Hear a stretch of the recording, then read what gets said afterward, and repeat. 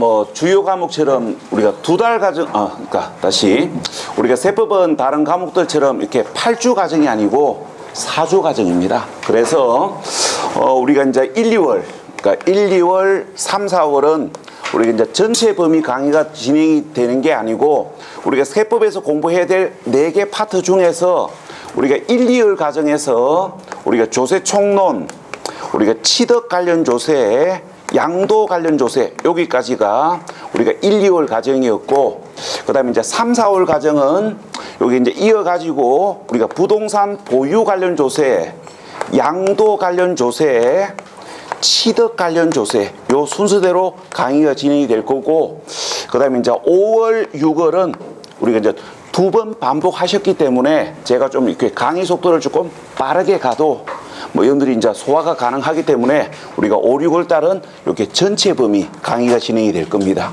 그래서 우리 출제 빈도가 많은 여기 취득 양도 관련 조세는 이렇게 3번 반복이 되는 거고 뭐 출제 빈도가 적거나 단순 암기 사항인 조세 총론하고 보유 관련 조세는 이렇게 2번 반복이 됩니다. 그래서 이렇게 뭐 세법이 8주 과정이 아니고 4주 과정이기 때문에 이렇게 1, 2월, 3, 4월은 이렇게 범위가 이렇게 공부 범위가 이렇게 살짝 조정이 되어 있습니다. 이거 좀 감안해 주시고 자 그래서 이제 오늘은 요 부동산 보유 관련 조세인 보유 관련 조세 먼저 설명드리고 보유 관련 조세, 양도 관련 조세, 취득 관련 조세 요 순서대로 3, 4월 강의가 진행이 될 건데 우리가 1, 2월 수업을 듣고 들어오신 분들은 이렇게 이어지기 때문에 뭐 부담스러운 부분은 아마 없을 겁니다. 자 그런데 우리가 이제 3월 달에 학원 등록하셔가지고 우리 세법을 교재 중간부터 들어가면 좀 부담스러워 하시는 분들이 계시는데 우리가 세법은 요 취득 관련 조세, 보유 관련 조세, 양도 관련 조세가 서로 독립되어 있기 때문에 요 해당 파트 첫 페이지부터만 수업을 들으시면 공부 순서상의 문제는 없습니다. 그런데 혹시 수업을 듣다가 앞에서 공부해야 될 이야기를 몰라가지고 이해가 안 되는 부분이 있다면 제가 이렇게 보충 설명해가지고 강의를 연결시키기 때문에 교재 중간부터 들어가더라도 3월달에 오신 분들 그렇게 어떤 순서상 문제 때문에 부담스러워 하실 필요는 없습니다. 자 그러면 자 오늘 요 보유 관련 조세인 재산세하고 종합부동산세를 보셔야 되는데 일단 재산세부터 먼저 설명하고 시간 여유가 되면 종합부동산세를 마지막 시간에 설명할 거고 시간 부족하면 종부세는 2주 후에 설명을 하겠습니다. 자 그래서 교재 몇 페이지 가시냐면은 교재 129페이지입니다. 자 교재 129페이지 부동산 보유 관련 조세인 재산세를 보도록 하겠습니다. 자 재산세에서 평균적으로 3문제 정도가 나오고 요 재산세가 정리가 되면 종합부동산세를 좀 더 자연스럽게 정리할 수 있습니다.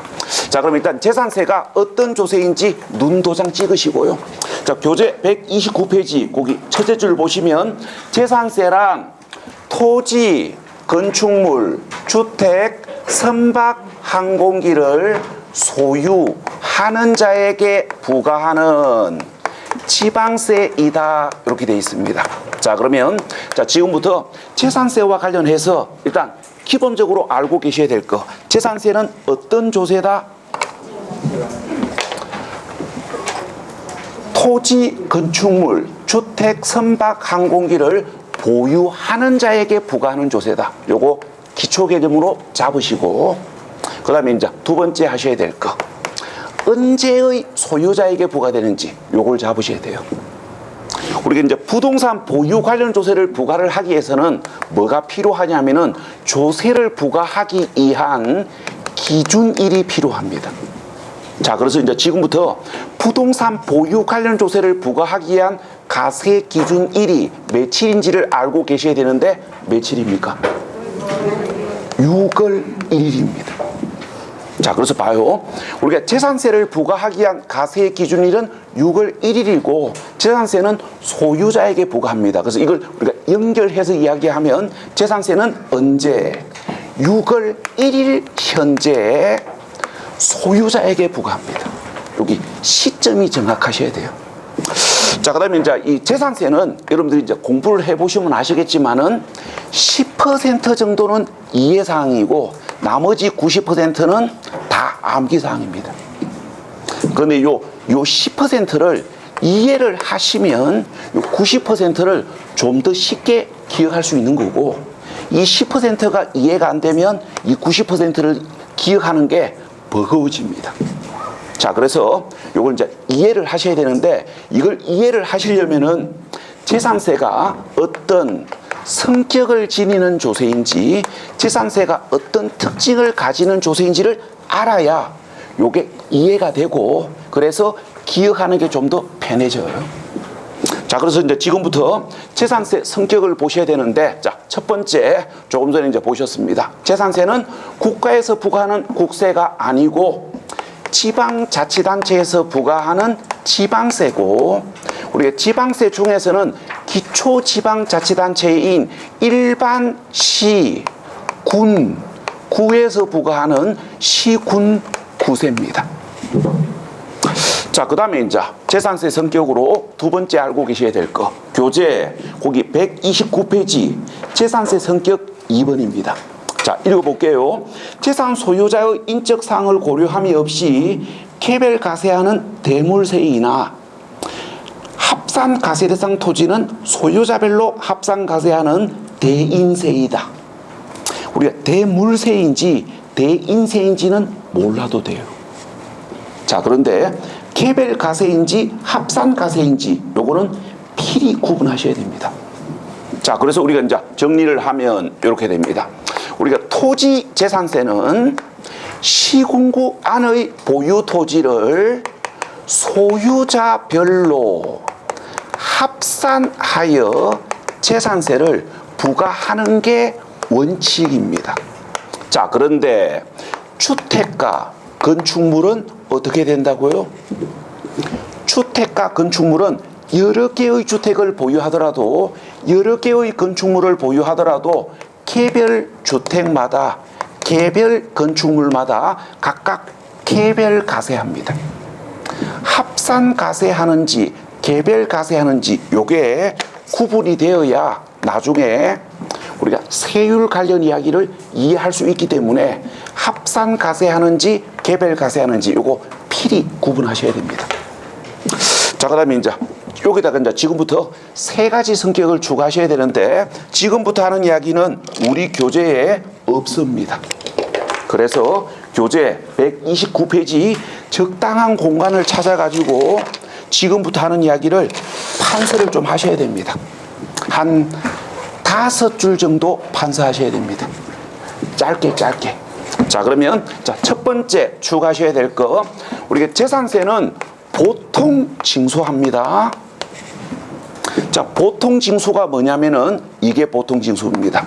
우리가 어려운 말로 이야기하면 가세 근자가, 우리가 쉬운 말로 이야기하면 세무공무원이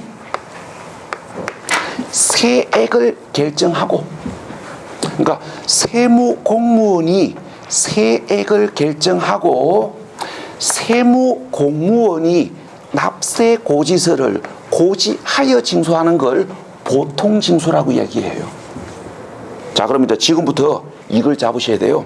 우리가 재산세는 세무공무원이 세액을 결정하고 세무공무원이 납세 고지서를 고지하여 징수하는 조세지, 납세 의무자가 신고하는 조세가 아닙니다. 자, 그래서 재산세는 납세 의무자, 우리 입장에서 이해하시면 안 돼요. 우리 입장에서 판단하시면 안 되고, 무조건 세무공무원 입장에서 이해하셔야 되고 세무공무원 입장에서 판단하셔야 됩니다. 왜? 세무공무원이 부과하고 세무공무원이 징수하는 거지 우리가 신고하는 게 아니기 때문에. 그러니까 요 이야기가 무슨 말인지는 잠시 후에 느끼게 될 겁니다. 자, 그 다음에 네 번째 알고 계셔야 될 거. 자, 재산세는 실질 가세를 원칙으로 합니다. 말 바꾸면 사실가세가 원칙이에요. 자, 그래서 공부상 현황과 사실상 현황이 다를 때는 공부상 현황에 관계없이 사실상 현황에 따라 부과합니다. 그래서 재산세 가세를 정할 때는 공부상 현황을 보고 가세를 정하시면 안 되고 사실상 현황을 보셔야 됩니다. 자, 그 다음에 5번째. 자, 말로 하면 거시기 하기 때문에 그림으로 좀 이야기할게요. 자, 우리가 일반 건물 부속 토지가 있고 우리가 주택 부속 토지가 있다고 가정합시다. 자, 일반 건물 부속 토지와 주택 부속 토지는 가세하는 방식이 다릅니다. 자, 우리가 이제 이렇게 봅시다.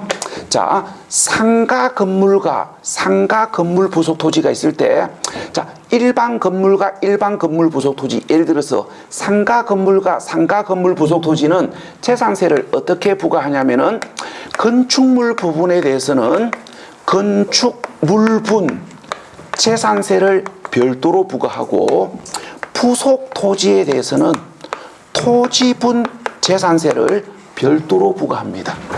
뭐 이거 헷갈릴 거 없지요? 뭐 따로따로 부과한다 하는데 이게 헷갈릴 게 뭐 있습니까? 나중에 기억이 안 날 수는 있겠지만 이거는 이제 헷갈릴 게 없어요. 근데 문제는 이 주택입니다. 자, 일단 자, 설명 편의상 앞에다가 좀 조건을 좀 달겠습니다. 자, 주택 건물은 갑이 소유한다고 가정하고 주택 부속 토지는 을이 소유한다고 가정하고 자, 주택 건물 시가 표준액은 4천만 원이고 주택 부속 토지 시가 표준액은 3천만 원이라고 가정합시다. 자, 이렇게 이제 가정해 놓고 지금부터 이제 설명을 합니다. 주택과 주택 부속 토지는 소유자가 달라도 주택 건물과 주택 부속 토지의 합산된 금액에 대하여 재산세 부과합니다. 요게 특이사항이기 때문에 요거는 필히 기억하셔야 됩니다.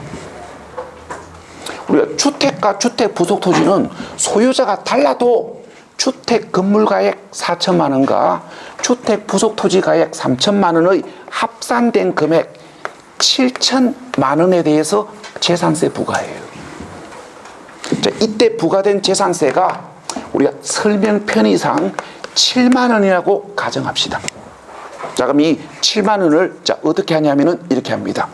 우리가 합산된 금액 7천만 원 중 주택 건물 시가 표준액이 차지하는 비율과 합산된 금액 7천만 원 중 주택 부속 토지 시가 표준액이 차지하는 비율에 따라 이걸 뭐하냐면은 안분을 해가지고 자, 그러면 이 그림대로 이야기하면 주택 건물 시가 표준액이 차지하는 비율은 7분의 4고 주택 부속 토지 시가 표준액이 차지하는 비율이 7분의 3 아닙니까? 그러면 결정된 세액 7만 원을 주택 건물 시가 표준액이 차지하는 비율과 부속 토지 시가 표준액이 차지하는 비율에 따라 안분해가지고 7분의 4인 4만 원은 주택 건물 소유자 갑에게 재산세 고지서를 보내고 7분의 3인 3만 원은 주택 부속 토지 소유자 을에게 재산세 고지서를 보냅니다. 그러니까 재산세 고지서를 발급할 때는 따로 발급해요.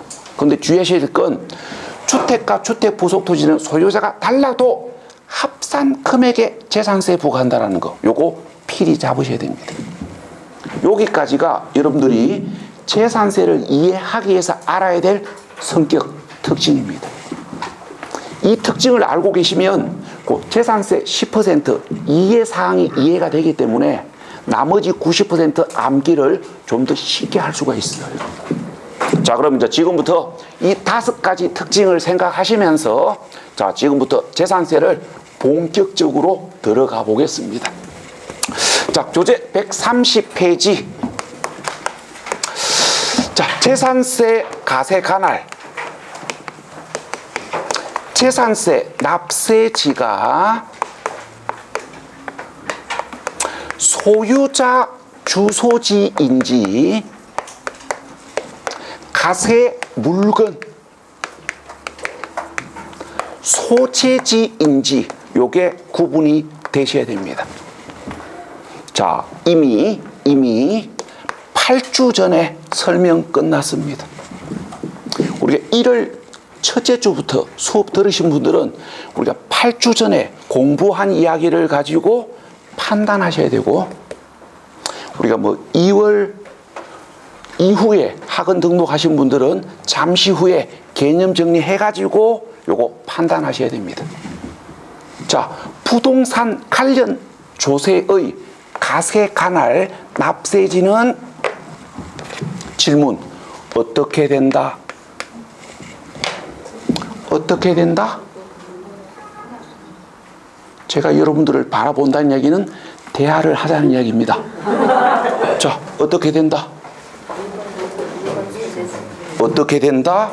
부동산 관련 국세냐, 부동산 관련 지방세이냐에 따라 다르다.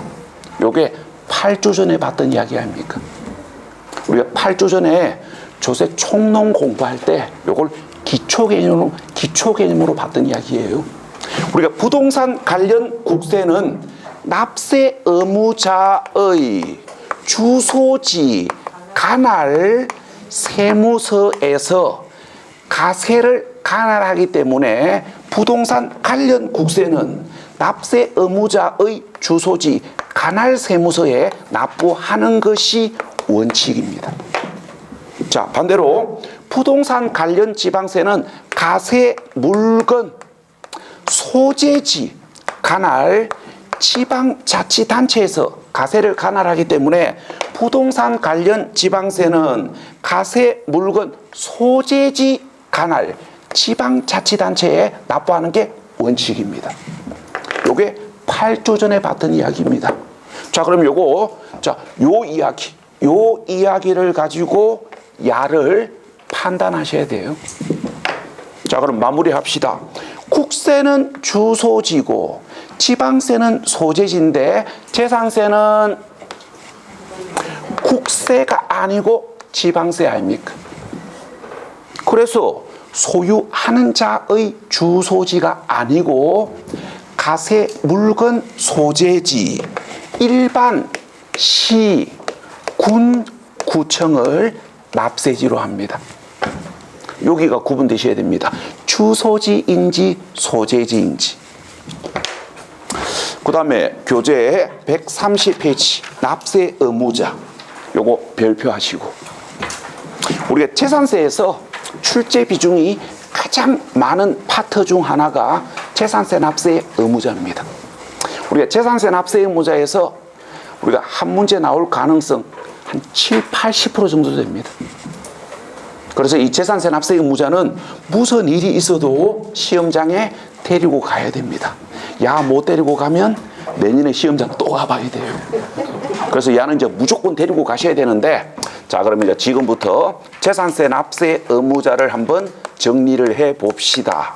자, 일단 재산세 납세 의무자가 누구인지 여러분들은 기본적 이야기는 이미 알고 계십니다. 자, 조금 전에 재산세는 6월 1일 현재 소유자에게 부과한다 그랬지요. 그래서 재산세 납세 의무자는 6월 1일 현재 소유자입니다. 여기까지는 이미 설명 끝난 기고, 여기다가 이제 이게 추가되셔야 됩니다. 어떤 소유자인지 요게 구분되셔야 돼요. 자, 이렇게 이야기해 봅시다. 갑이 소유하고 있는 부동산을 을에게 5월 31일자로 우리가 돈 주고 받았습니다. 자, 그런데 아직 등기는 안 했다고 가정합시다. 자, 그러면 재산세 가세 기준일인 6월 1일 현재를 기준으로 했을 때, 자, 아직 소유권 이전 등기를 안 했기 때문에 6월 1일 현재 공부상 등기부상 소유자는 매도자 갑입니다.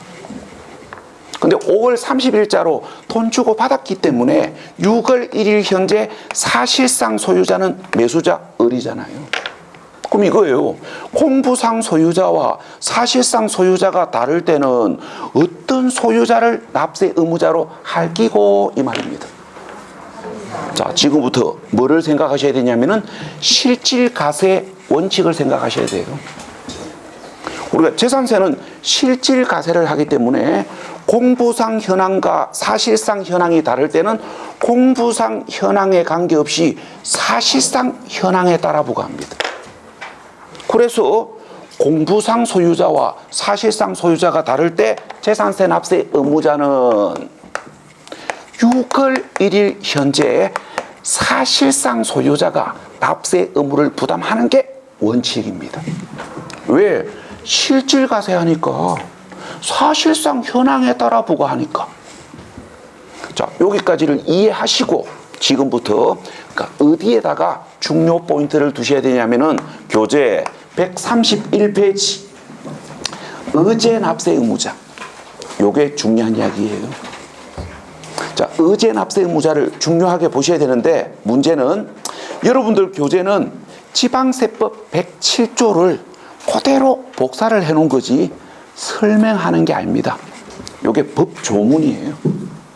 그러니까 이렇게 지방세법 107조를 그대로 복사를 해 놓은 거지 설명하고 있거나 정리하고 있지 않습니다. 그래서 교재 있는 대로 정리를 하시게 되면 문제를 풀 때 불편합니다. 아는 건데 문제가 안 풀려요. 그래서 야는 별도로 필기를 좀 하셔야 됩니다. 그 교재 131페이지 적당한 공간을 찾아서 별도로 필기하든지 아니면 오늘 받으신 프린트 1페이지 보십시오. 그러니까 오늘 받으신 프린트 그 재산세 종합부동산세 비교정리 프린트 1페이지 보시면 정리되어 있습니다. 그 오늘 취득세 등록면허세 비교정리 프린트가 4페이지 분량이고 재산세 종부세 비교정리 프린트가 3페이지 분량이고 양도소득세 핵심 정리 프린트가 7페이지 분량입니다. 토탈 14페이지입니다. 이것만 알고 계시면 뭐 고득점까지는 안 돼도 여기 딱 14페이지 분량에 정리된 것만 알고 계시면 뭐 14개, 15개까지는 아니더라도 기본적으로 12개 이상은 커버가 됩니다. 자, 그래서 자, 요 프린트를 보시면 되는데 자, 일단 별도 필기하실 분들은 별도 필기하시고 별도 필기하기 번거로우신 분들은 거기 오늘 받으신 프린트에 재산세 종합부동산세를 이렇게 비교해 놓은 프린트가 있을 겁니다. 요 프린트 1페이지 보시면 돼요. 자, 그러면 지금부터 하나씩 설명을 해 보겠습니다. 자, 지금부터 사례별 재산세 납세 의무자를 중요하게 보셔야 되는데 일단 교재를 좀 읽어보고 설명을 드리겠습니다. 자, 교재 131페이지. 자, 의제 납세 의무자 1번. 자, 읽어볼게요. 공부상 소유자가 매매 등의 사유로 소유권의 변동이 되었는데도 신고를 하지 아니하여 사실상 소유자를 알 수 없을 때는 공부상 소유자가 납세 의무자이다. 자, 이 이야기를 정리하면 이렇게 됩니다. 매매 등으로 권리 변동 발생 시 재산세 납세 의무자를 지금부터 중요하게 보셔야 되는데 자, 이놈이 시험에 나오면 권리 변동을 신고한 경우인지 신고하지 아니한 경우인지를 확인하시고 권리 변동 사실을 신고했느냐 안 했느냐에 따라 재산세 납세 의무자가 다르다라는 걸 구분하셔야 됩니다. 자, 그러면 예를 들어서 봅시다. 자, 갑이 소유하고 있는 부동산을 을에게 5월 31일자로 매매를 완료했는데 아직 등기를 안 했다고 가정합시다. 자, 그러면 이렇게 해놓고 자, 지금부터 이걸 생각하셔야 됩니다. 재산세는 보통 징수하기 때문에 세무공무원이 결정하고 세무공무원이 징수하기 때문에 재산세는 무조건 세무공무원 입장에서 판단하시라 그랬습니다. 자, 지금부터 내 입장에서 판단하시면 안 되고 세무공무원 입장에서 판단하셔야 됩니다. 자, 그러면 가봅시다. 갑이 소유하고 있는 부동산을 을에게 5월 31일 날 매매한 사실을 물건 소재지 시, 군, 구청에 신고를 하면 구청 재산세 담당 공무원은 갑의 소유 부동산이 을에게 5월 31일 날 매매된 걸 알고 있기 때문에 6월 1일 현재 사실상 소유자가 을이라는 걸 알고 있지요. 그래서 권리 변동 사실을 신고한 경우 재산세 납세 의무자는 6월 1일 현재 사실상 소유자입니다. 자, 그런데 권리 변동 사실을 신고하지 아니한 경우, 자, 등기도 안 하고 갑이 소유하고 있는 부동산을 을에게 5월 31일 날 매매한 사실을 물건 소재지 시, 군, 구청에 신고를 안 하면, 등기도 안 하고 신고도 안 하면 구청 재산세 담당 공무원은 갑의 소유 부동산이 을에게 매매된 거 모르지요. 세무 공무원은 이 부동산을 아직 갑이 계속 소유하고 있는 걸로 알고 있습니다. 그래서 올해의 재산세를 누구에게 부과해요?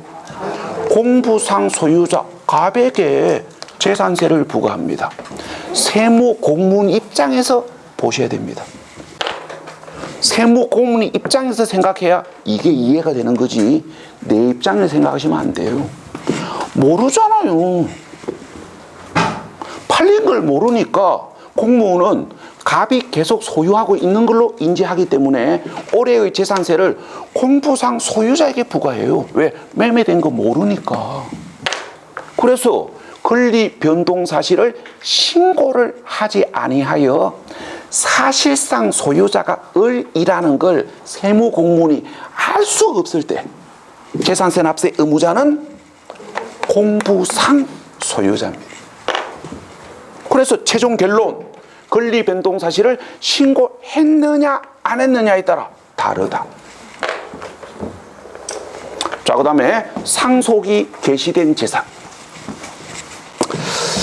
자, 상속이 개시된 재산에 대한 재산세 납세 의무자가 시험에 나오면 거기 프린트에서 보시는 것처럼 상속 등기했는지 등기 안 했는지 확인하시고, 누가 상속을 받았는지 신고했는지 신고 안 했는지 확인하신 후에, 자, 요렇게 답하셔야 됩니다. 자, 세무 공무원 입장에서 접근하셔야 됩니다. 자, 세무 공무원 입장에서 판단해 봅시다. 등기도 안 하고 신고도 안 하면 세무 공무원은 누가 상속 받았는지 알 수 없지요. 그래서 누구에게 재산세를 부과하냐면은 쉬운 말로 이야기하면 대표 상속인, 우리가 세법적 표현을 이야기하면 주된 상속인에게 재산세를 부과합니다. 결론적으로 이거예요. 등기도 안 하고 신고도 안 하면 세무공무원은 누가 상속받았는지 알 수 없으니까 대표자에게 재산세 고지서 보낼 테니까 너희들끼리 잘 알아서 하라 이 말입니다. 그럼 여기서 주된 상속인은 누구를 이야기하는 거냐면은 민법상 상속 지분이 가장 높은 자를 이야기합니다. 자, 그럼 이때 주된 상속인이 될 가능성이 제일 높은 사람은 누굽니까? 우리가 일반적 표현으로 이야기하면 사망하신 분의 배우자. 우리가 법정 상속인 중에서 상속 지분이 가장 높은 자는 사망하신 분의 배우자 아닙니까? 그래서 주된 상속인이 될 가능성이 제일 높은 사람은 사망하신 분의 배우자예요. 근데 이게 이제 단서가 붙습니다. 그러나 상속 지분이 가장 높은 자가 두 사람 이상인 경우. 자, 또 이 말은 무슨 말입니까? 뭐 사망하신 분 배우자가 2명이라는 이야기입니까? 그런 불경스러운 이야기를 우리가 시험에서 물어볼 수는 없고, 자, 건전하게 이야기합시다. 자, 상속 지분이 높은 자가 두 사람 이상인 경우, 자, 건전하게 이야기하면 법정 상속인 중에 자녀들만 있다는 이야기예요. 배우자가 사망하면 법정 상속인 중 자녀들만 상속인이 있을 거고, 우리가 자녀들은 아들, 딸 구분 없이 상속 지분이 똑같잖아요. 그러니까 민법상 상속 지분이 가장 높은 사람이 두 사람 이상 아닙니까? 이때는 누구를 주된 상속자로 본다? 최연장자. 첫째. 장남 아니면 장녀. 자, 근데 이제 우리 시험은 여기 원칙 정도까지만 물어볼 겁니다. 그래서 원칙 정도만 알고 계시면 되지, 요 이야기는 무리해서 볼 이야기는 아니고요. 자, 그 다음에 이제 조건이 바뀝니다. 상속이 개시된 재산에 대하여 등기를 하거나 신고하면. 자, 등기하거나 신고하면 세무공무원은 상속이 개시된 재산을 누가 상속받았는지 알고 있지요.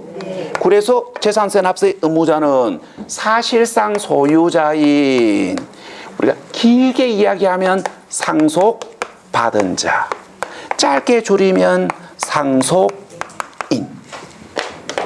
그래서 결론, 등기 여부, 신고 여부에 따라 다르다. 자, 그 다음에 교재 131페이지 5번 읽어보고, 4번 읽어보고 설명합시다. 자, 국가 등이 소유하고 있는 재산을 연부로 계약을 체결하고 사용 권리를 무상으로 받은 경우에는 그 매수 계약자를 납세 의무자로 한다. 자, 이거 설명드립니다. 자, 설명을 하기 전에 일단 기본 개념부터 이야기를 해봅시다. 자, 기본 개념. 우리가 국가 등이 소유하는 재산은, 자, 일단 물어봅시다.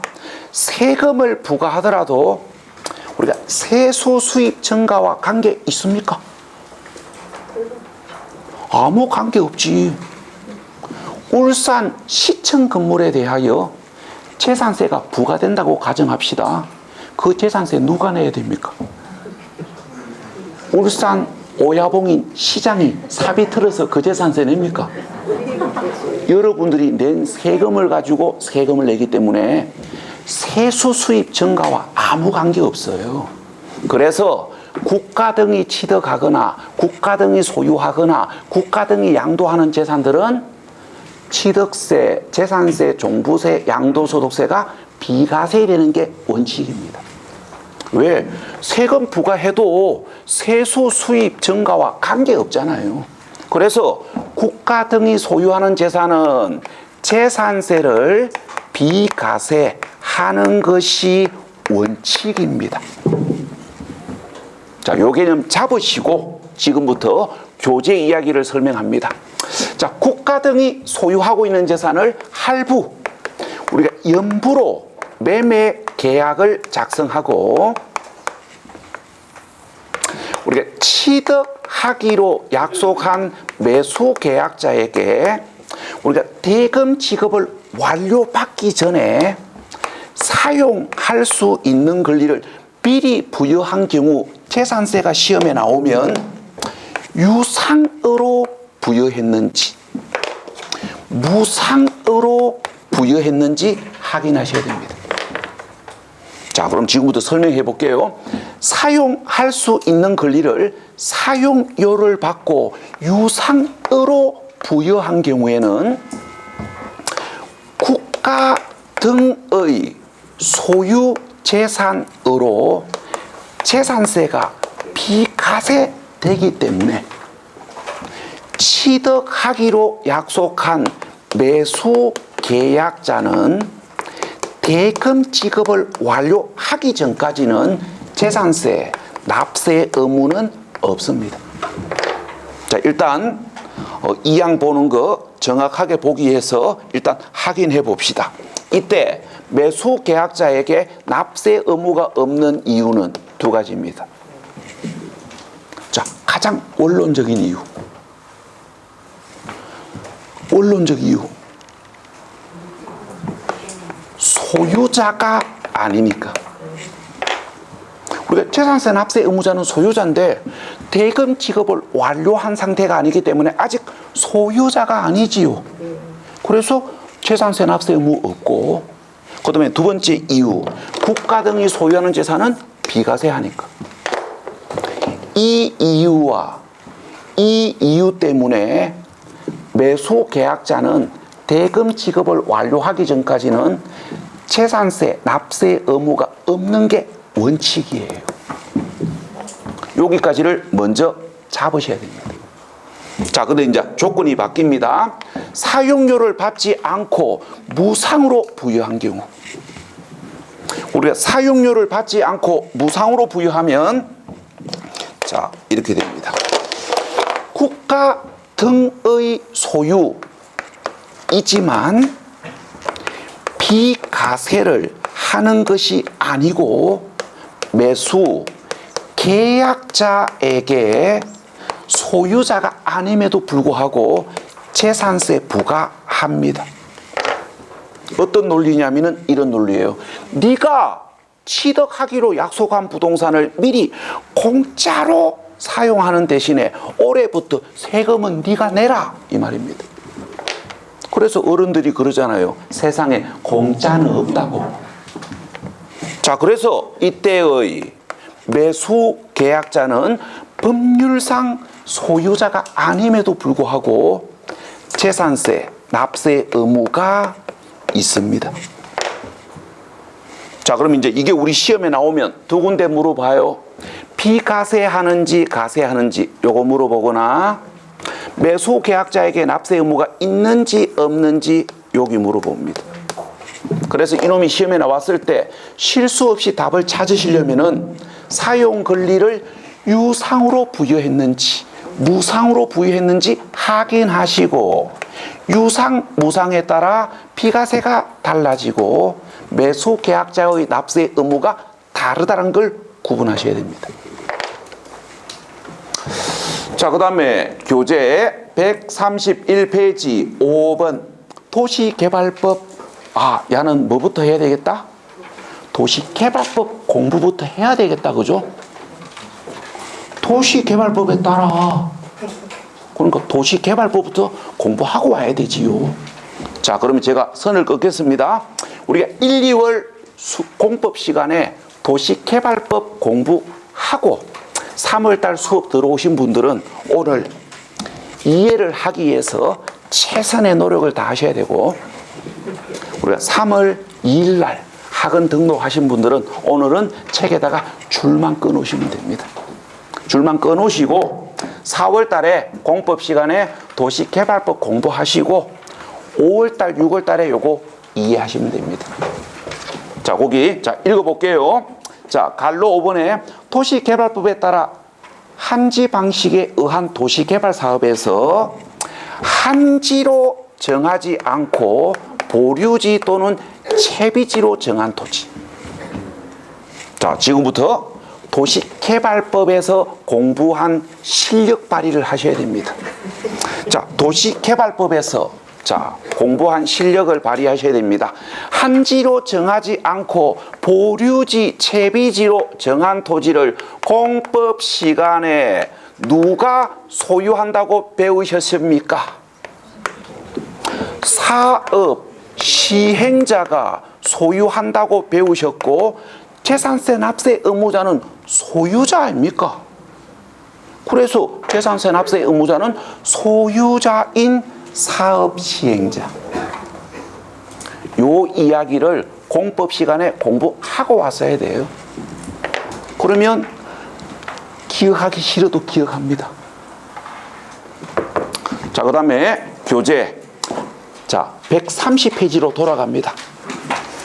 교재 130페이지 그 마지막 항목, 신탁법에 따라 수탁자 명의로 등기 등록된 신탁재산의 경우 재산세 납세 의무자가 수탁자라고 되어 있는데, 제가 뭐 이 책 저자도 마찬가지고 저도 마찬가지고 이 법 개정된 걸 몰랐습니다. 그래서 이게 우리가 이제 제가 그 법제처에 그 메일 신청을 해놨는데 법이 개정되면 법제처에서 저한테 메일이 들어와요. 그런데 들어온 메일에는 이 개정사항이 없었습니다. 그런데 제가 3일 전에 우연한 기회에 지방세법 조문을 한번 읽어볼 기회가 있었는데 이게 바뀌었더라고요. 그래서 그 교재 130페이지 그 신탁법에 따라 수탁자 명의로 등기 등록된 신탁 재산의 경우 재산세 납세 의무자는 그 수탁자 삭제하시고 위탁자로 수정하십시오. 수를 위로 바꾸시면 될 것 같습니다. 수탁자가 아니고 위탁자. 올해부터 위탁자로 개정됐습니다. 이게 원래 위탁자였습니다. 우리가 2010년 초까지만 해도 위탁자였는데 2013년인가 수탁자로 개정했다가 21년에 다시 위탁자로 다시 개정되었습니다. 법이 왔다 갔다 하고 있습니다. 하여튼 그래서 최종 위탁자로 개정됐습니다. 그래서 거기 교재 130페이지 수탁자를 위탁자로 수정하셔야 되고 오늘 받으신 프린트도 수탁자를 위탁자로 수정하셔야 됩니다. 제가 열심히 출력해놓고 나서 알았습니다. 그래서 그 수탁자를 위탁자로 수정해가지고 공부하셔야 됩니다. 이게 이제 위탁자로 개정됨으로 인하여 공부하는 건 오히려 더 수월해졌습니다. 자, 재산세 납세 의무자는 누굽니까? 사실상 소유자 아닙니까? 그러면 신탁법에 따라 수탁자 명의로 등기 등록된 신탁 재산의 사실상 소유자는 수탁자입니까? 위탁자입니까? 위탁자가 사실상 소유자 아닙니까? 그래서 재산세 납세 의무자는 사실상 소유자인 위탁자로 개정됐습니다. 그래서 거기 오늘 받으신 재산세 종합부동산세 비교정리 프린트 재산세 납세 의무자 신탁재산을 수탁자에서 위탁자로 수정하셔야 됩니다. 자, 그 다음에 교재 132페이지. 자, 교재 132페이지. 자, 읽어볼게요. 소유권의 기속이 불분명한 경우. 자, 지금부터 이제 연결해 봅시다. 우리가 재산세 납세 의무자는 소유자입니다. 재산세 납세 의무자는 소유자인데 우리가 이제 이런 경우도 있습니다. 갑하고 을이 A 부동산을 두고 소유권에 대한 분쟁이 일어났을 때 갑은 지끄럽하고 을도 지끄럽합니다. 그러니까 소유권의 분쟁이 일어나면 우리가 세무 공무원이 이 부동산이 갑 소유인지 을 소유인지 세무 공무원이 판단할 수는 없지요. 누가 판단해 줍니까? 법원에서. 그래서 봐요. 소유권의 분쟁이 일어남으로 인하여 세무 공무원 입장에서 봤을 때 갑 소유인지 을 소유인지 정 소유인지 소유권의 기속이 분명하지 아니할 때는 누구에게 재산세를 부과하냐면은 이해 당사자 중에서 당해 부동산을 사용함으로 인하여 수익을 얻고 있는 사용자에게 부과합니다. 그래서 결론, 소유권 기속이 분명하지 아니할 때 재산세 납세 의무자는 소유자가 아니고 사용자. 임차인을 이야기하는 거 아니에요. 우리가 이해 당사자 중에서 당해 부동산을 사용함으로 인하여 수익을 얻고 있는 사용자를 이야기하는 겁니다. 자, 여기까지가 재산세 납세 의무자에서 정리하셔야 될 이야기입니다. 자, 수고하셨고요. 잠시 10분 휴식하셨다가 교재 133페이지 보겠습니다.